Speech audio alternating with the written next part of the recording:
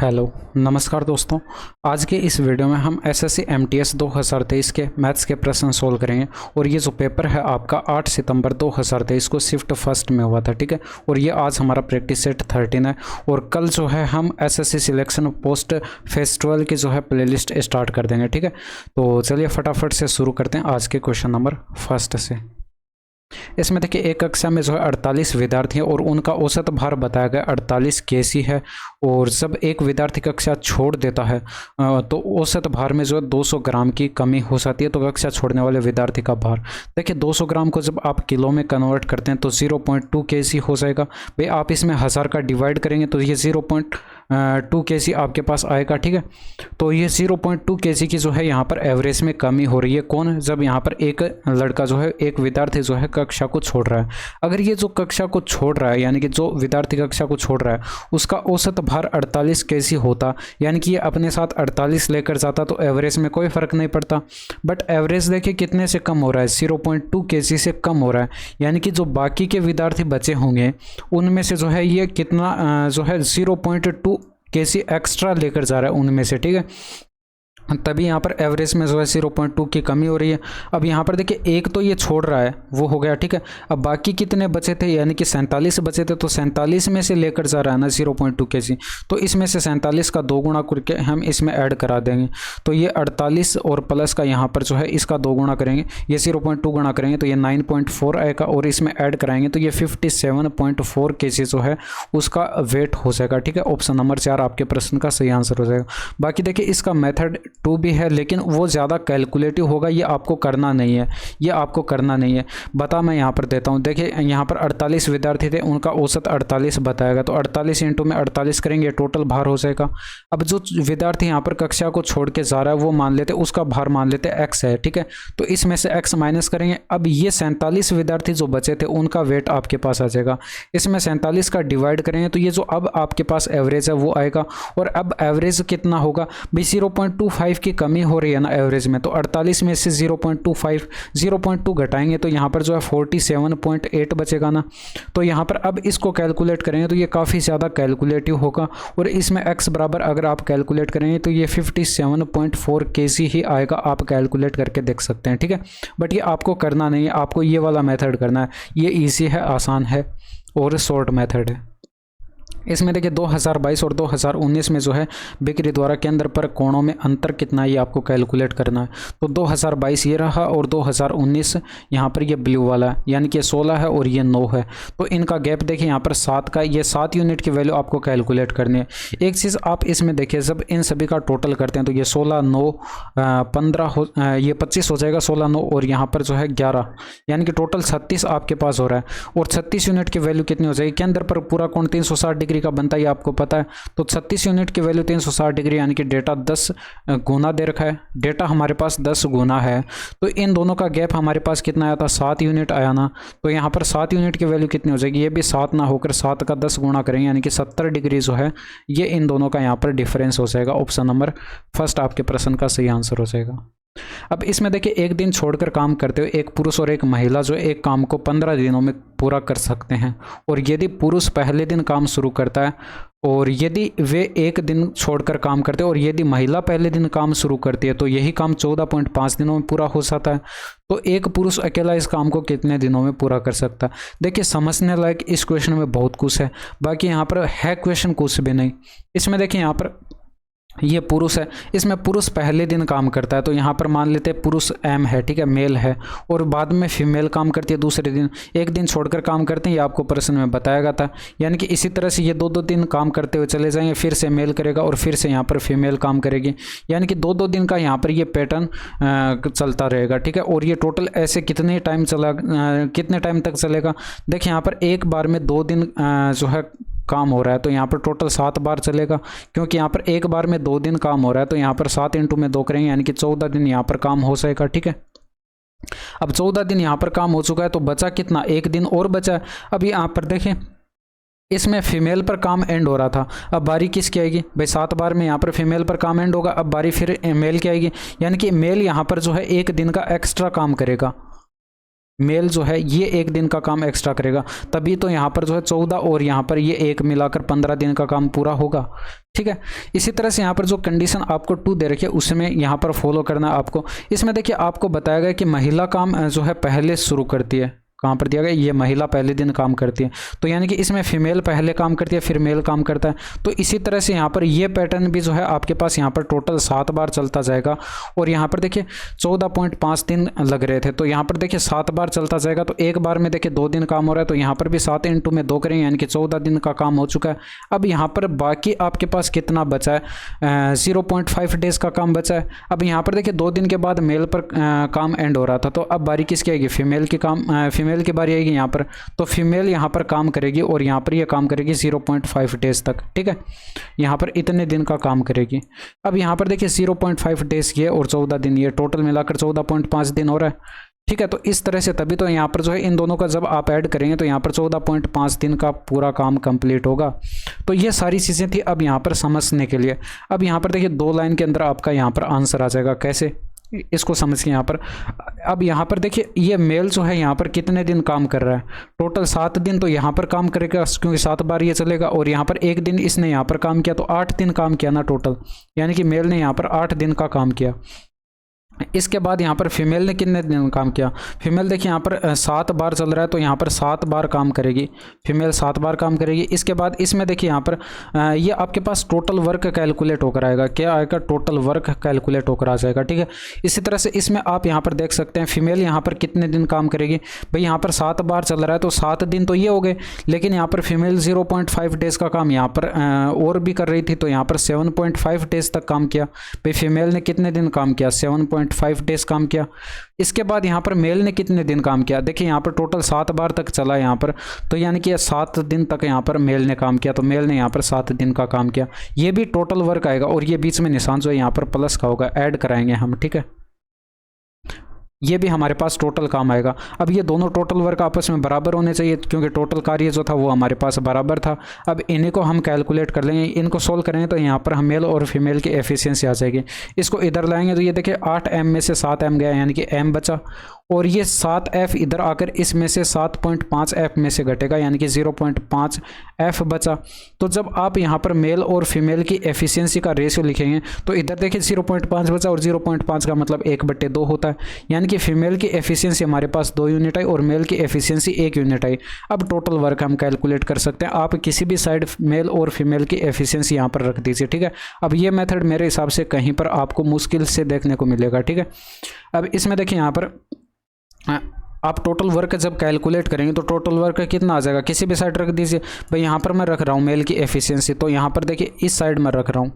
ठीक है, अब यहाँ पर मेल की एफिशिएंसी 1 यूनिट रखेंगे तो 1 गुणा में 8 आएगा, फीमेल की एफिशिएंसी 2 रखेंगे तो 2 गुणा में 7 आएगा, तो 14 प्लस का 8 यानी कि 22 यूनिट का यहाँ पर टोटल वर्क हो जाएगा। अब ये 22 यूनिट का काम जो टोटल वर्क आपके पास आया है ये करना किसको है, एक अकेले पुरुष को करना है।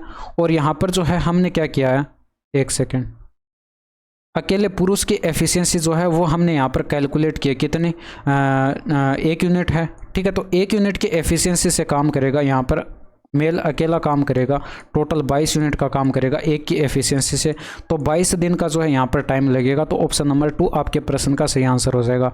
अब देखिए ये चीज़ समझने लायक थी, बाकी यहाँ पर क्वेश्चन कुछ नहीं था। अगर आप इसमें से थोड़ा सा ये डायरेक्ट समझ लेते हैं तो इतनी सी कैलकुलेशन आपको करनी थी, थोड़ा सा मतलब टाइम इसमें लगता है प्रश्न को सोल्व करने में, बाकी यहाँ पर इतना ज़्यादा डिफिकल्ट प्रश्न यह नहीं था। इसमें देखिए यदि 12 आमों का क्रय मूल्य आपको बताया गया और यहाँ पर क्रय मूल्य जो है 16 आमों के विक्रय मूल्य के बराबर है, तो हानि प्रतिशत आपको कैलकुलेट करके बताना। तो 12 आमों का कॉस्ट प्राइस जो है ये 16 आमों के सेलिंग प्राइस के बराबर है। तो यहाँ पर कॉस्ट प्राइस और सेलिंग प्राइस का जब आप रेशियो कैलकुलेट करेंगे तो ये आपके पास 4 चौके 16, 4 तिरिका 12, 4:3 आएगा, यानी कि 4 की वस्तु 3 में बेची गई है तो 1 का लॉस हुआ है कितने पर, 4 पर, और गुणा 100 करेंगे तो यहाँ पर टोटल 25% का लॉस होगा। ऑप्शन नंबर फर्स्ट आपके प्रश्न का सही आंसर हो जाएगा।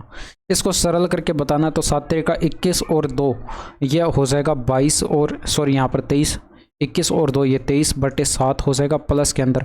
ये सोल्व करेंगे तो 11×3 33 और 2 35/7 11 हो जाएगा गुणा में, ये 7 त्रिका 21 और एक 22/7 हो जाएगा। और ये डिवाइड का चिन्ह है तो इसको हम मल्टीप्लाई में चेंज करेंगे तो अगली वाली वैल्यू पलट जाएगी, यानी कि 4 त्रिका 12 एक 13/3 आना चाहिए था, तो ये 3/13 हो जाएगा। इसको सोल्व करेंगे तो 7 पंचे 35 हो गया, 11 दूनी का 22 हो गया। अब इसको सोल्व करेंगे तो ये 23/7 और प्लस के अंदर ये आपके पास ऊपर 30/13 बन जाएगा। जब आप इसको सोल्व करेंगे तो यहाँ पर जो है ये आपके पास क्या बनेगा, 13×7 = 91 में आ जाएगा। और ऊपर देखिए 13×3 = 39 का 9 आ गया हासिल 3, 13 दूनी का 26, 3 हो जाएगा 29, प्लस इसमें करेंगे तो 7 त्रिका 21 210 हो जाएगा। और यहाँ पर ये 509 ऊपर टोटल बन रहा है और बट्टे के अंदर 91 है, 91 का इसमें भाग लगाएंगे तो देखिए 5 बार चला जाएगा, ये आपके पास यहाँ पर 455 हो जाएगा। 455 इसमें से घटाएंगे तो यहाँ पर 54 बचेगा शेषफल और बट्टे में 91 आएगा, यानी कि ऑप्शन नंबर 2 आपके प्रश्न का सही आंसर हो गया। उस घनाभ का आयतन याद कीजिए जिसके आयाम आपको बताए गए, यानी कि लंबाई बताई गई है, चौड़ाई बताई गई और ऊंचाई बताई गई। तो आयतन हम कैलकुलेट करते हैं, यानी कि वॉल्यूम जब हम कैलकुलेट करेंगे तो इसका वॉल्यूम का फॉर्मूला होता है LBH, यानी कि हमें क्या करना है 12.2 को गुणा करना है 16 से और इसको गुणा करना है 8.5 से, ठीक है। तो इसको सोल्व कर लेते हैं। यहाँ पर ये पॉइंट हटाएंगे तो बट्टे में देखिए 100 बनेगा और यहाँ पर जो है अब देखिए हम इसको ज़्यादा कुछ काटा पीटी करेंगे नहीं, अब यहीं पर आपको दिमाग लगाना। देखिए अगर काट पीट करेंगे तो यहाँ पर आपको गुणा कराना पड़ेगा, काफ़ी ज़्यादा बड़े बड़े डेटा हैं और यहाँ पर जो कैलकुलेशन आपकी डिफ़िकल्ट हो जाएगी। तो हम क्या करते हैं, देखिए 122 को अगर हम 100 प्लस का 22 ऐसे लिख लेते हैं, ठीक है। अब यहाँ पर 16 के इससे गुणा कराते हैं तो 16 पंचे 80 हासिल 8 16 8 128 और 8 136 हो जाएगा। बट्टे के अंदर यहाँ पर 100 है, इसके ब्रैकेट के अंदर गुणा करा देते हैं तो 100 से 100 कट जाएगा, 1360 आएगा। प्लस के अंदर ये देखिए 0 से 0 कट जाएगा, यानी कि 136/10 के 22 से गुणा कराते हैं तो 22 के 132 हो गया हासिल 13 और 22 3 66 और 13 हो जाएगा 79 हासिल 7 आएगी और ये 29 हो जाएगा। बट्टे के अंदर 100 आएगा, यानी कि 2 स्थान पर दशमलव आ जाएगा तो हमारे पास यहाँ पर दशमलव आ जाएगा, ठीक है। इसमें ऐड कराएंगे तो ये आपके पास 1360 प्लस का क्या करेंगे 200, ये 29 1 सेकेंड, ये तो 10 ही था ना यहाँ पर बट्टे में, तो ये 1 0 यहाँ पर नहीं आएगा एक्स्ट्रा, ठीक है। तो यहाँ पर एक स्थान पर दशमलव आएगा, ये आएगा, ठीक है।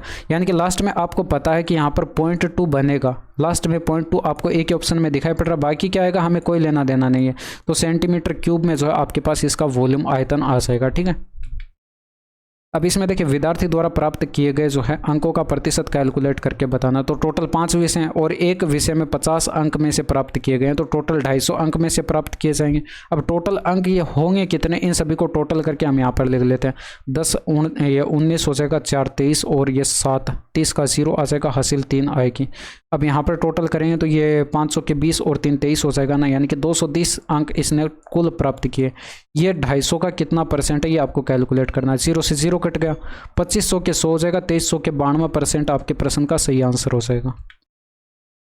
विनेता ने जो 8 वर्ष बाद 15% वार्षिक दर से जो एक निश्चित राशि पर जो है साधारण ब्याज के रूप में इतने की धनराशि जो है 23,340 की धनराशि जो है प्राप्त की। तो विनेता द्वारा जो है निवेश की गई धनराशि कैलकुलेट करनी, वो धनराशि मान लेते हैं हम P थी, तो PRT डिवाइडेड बाय 100 का फॉर्मूला यूज़ करेंगे। तो यहाँ पर जो है रेट ऑफ इंटरेस्ट देखिए 15% है और 8 वर्ष का टाइम दिया गया, तो गुणा में 8 करेंगे और डिवाइड करेंगे 100 से, तो ये ब्याज प्राप्त होगा और ये ब्याज आपको बताया गया 23,340।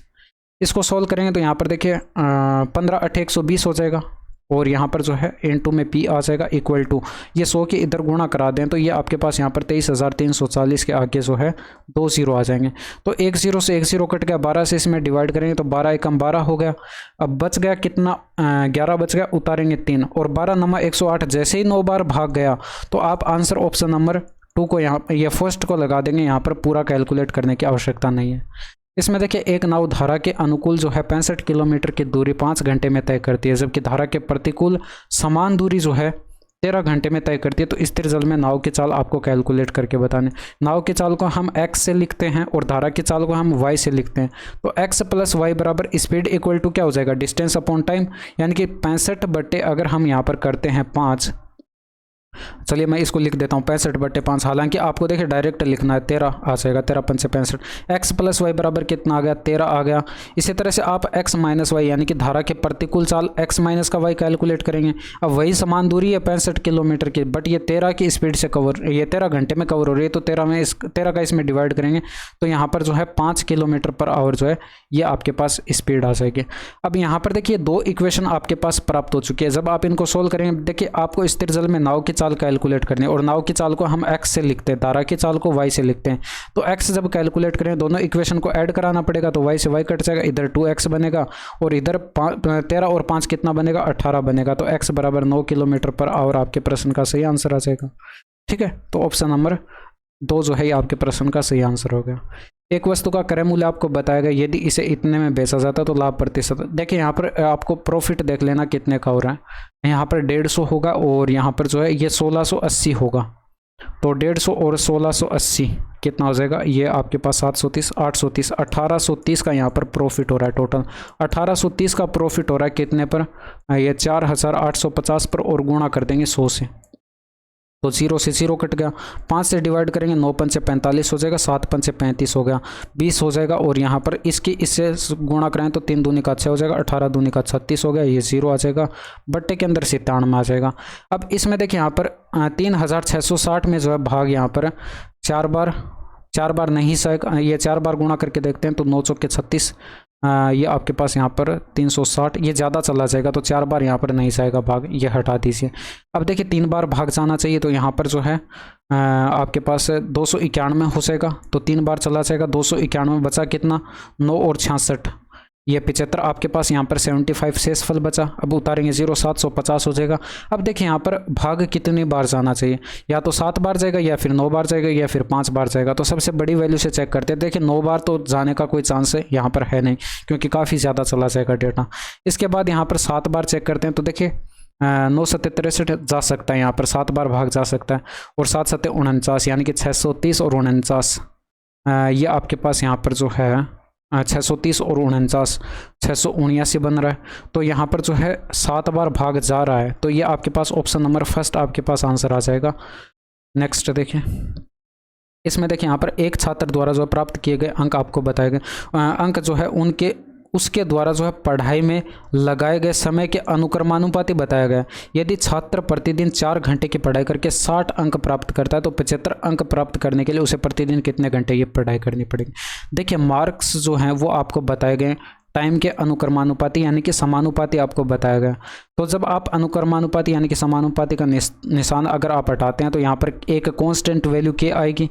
अब यहाँ पर ये के आपको कैलकुलेट करना है, के की वैल्यू आपको कैलकुलेट करनी है। आपको बताया गया कि 60 मार्क्स प्राप्त करता है, यानी कि 60 तो मार्क्स हो जाएंगे, और के इंटू में टाइम यहाँ पर आपको बताया गया 4 घंटे की पढ़ाई करके, तो गुणा में 4 करेंगे।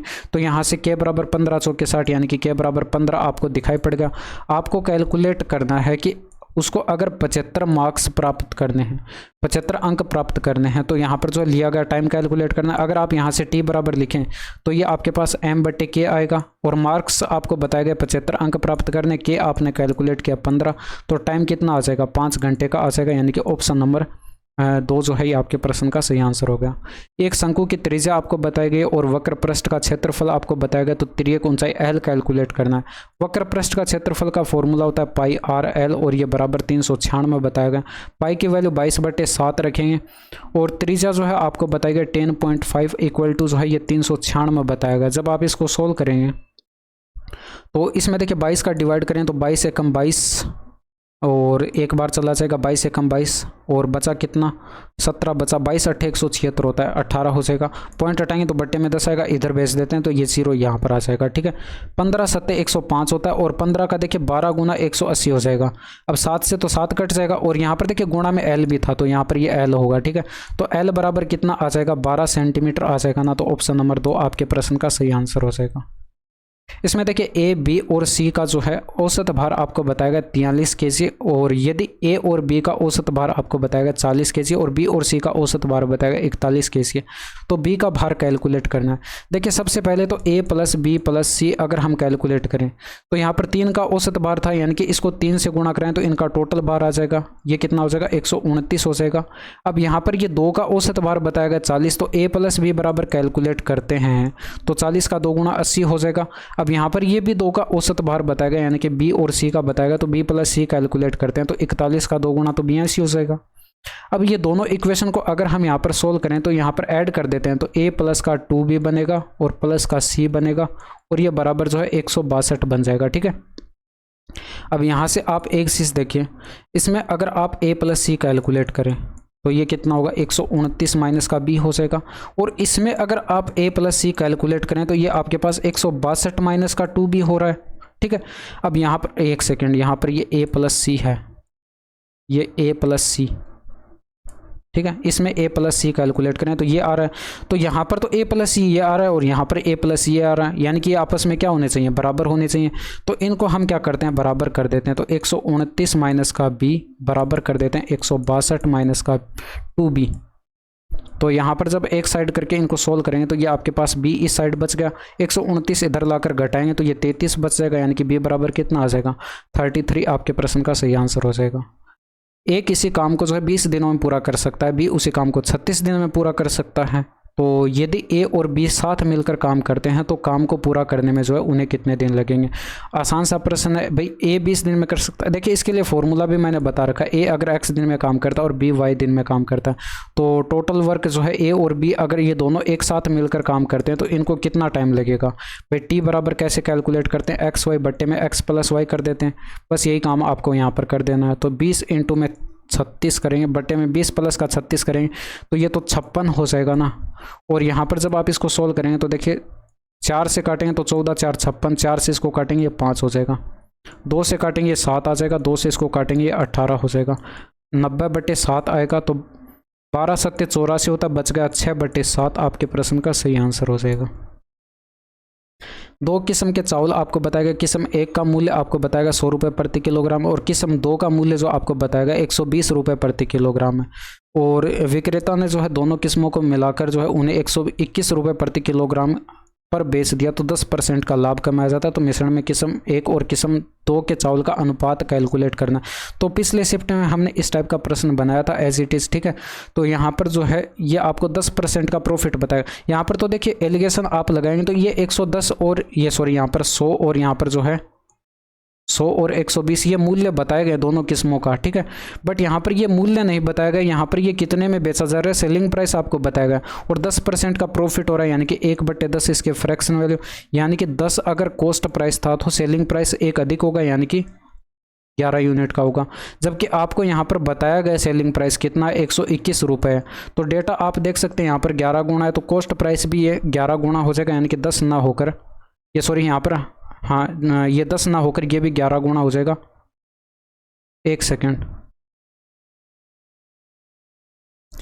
ठीक है, तो ये 11 गुना हो जाएगा, तो ये आपके पास यहाँ पर कितना आएगा, ये आएगा 110 आ जाएगा।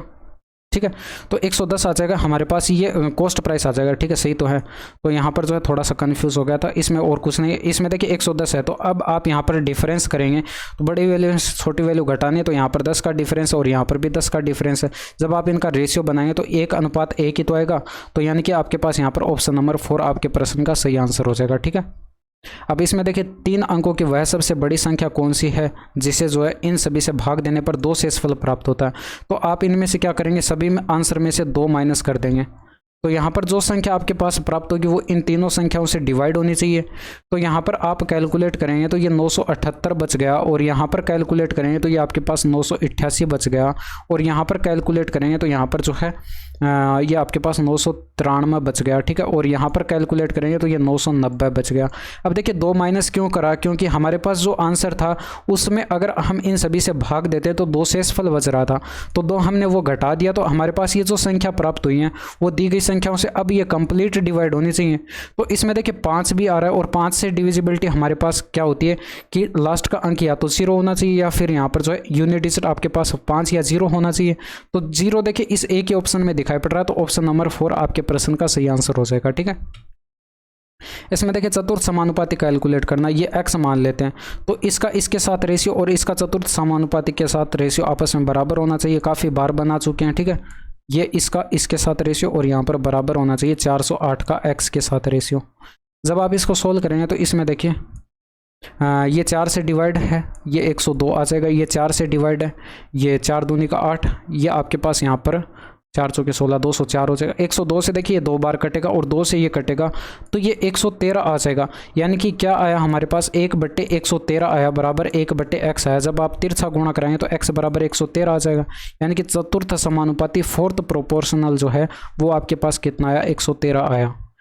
एक बस द्वारा जो 69 किलोमीटर पर आवर की चाल से जो 55 मिनट में तय की गई दूरी यानी कि डिस्टेंस आपको कैलकुलेट करके बतानी है, तो आप क्या करते हैं, स्पीड इनटू में टाइम करते हैं, यानी कि 69 इनटू में 55 करेंगे। बट ये 55 जो है ये मिनट में है, इसको घंटे में कन्वर्ट करेंगे तो आपको 60 से डिवाइड भी करना पड़ेगा। अब यहाँ पर देखिए 5 से ये डिवाइड हो रहा है, यानी कि ऊपर 11 आ जाएगा, ये 12 पंचे 60 हो जाएगा।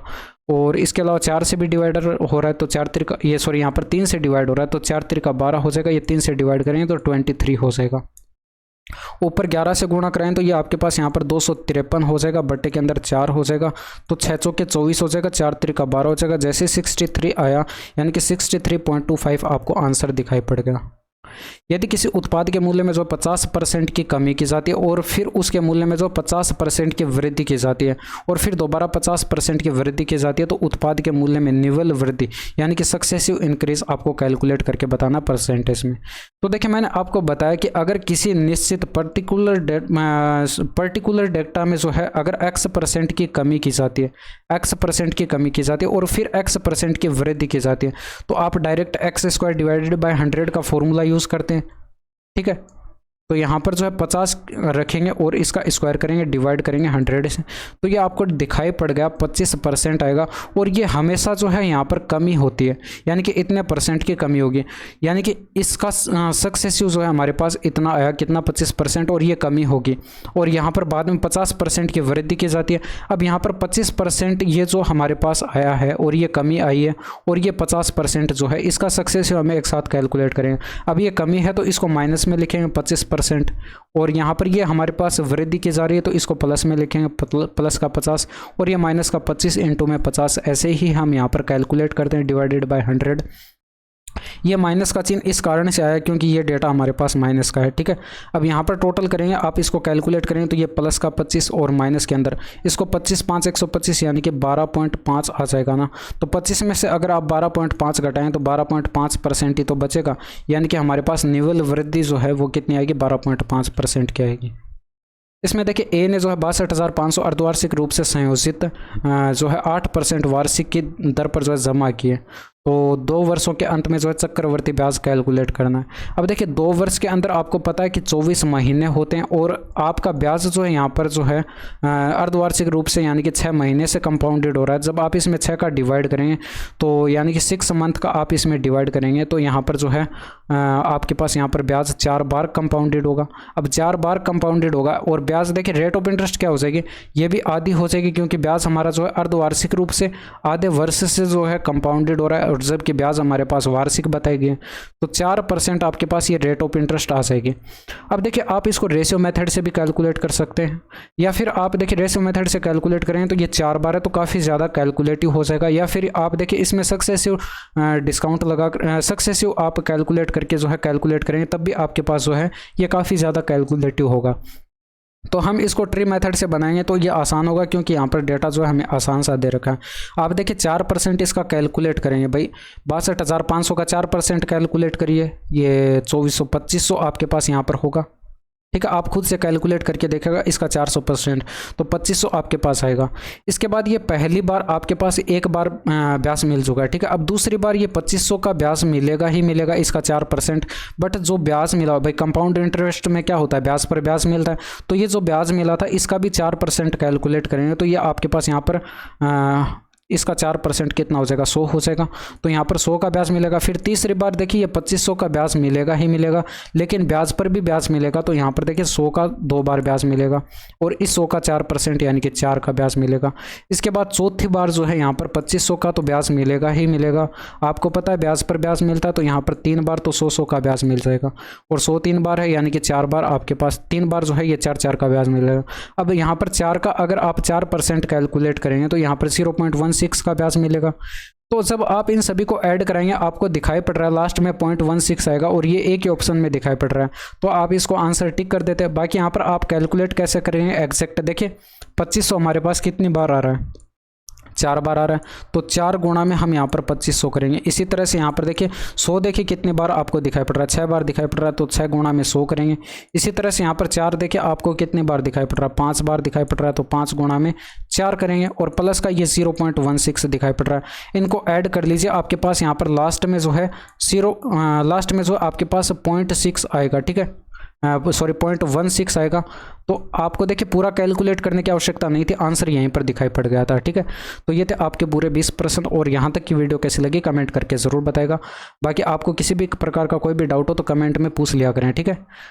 आज के लिए इतना ही, मिलते हैं आपसे नेक्स्ट वीडियो में। That's all for today. Thank you, धन्यवाद, बाय बाय, टेक केयर।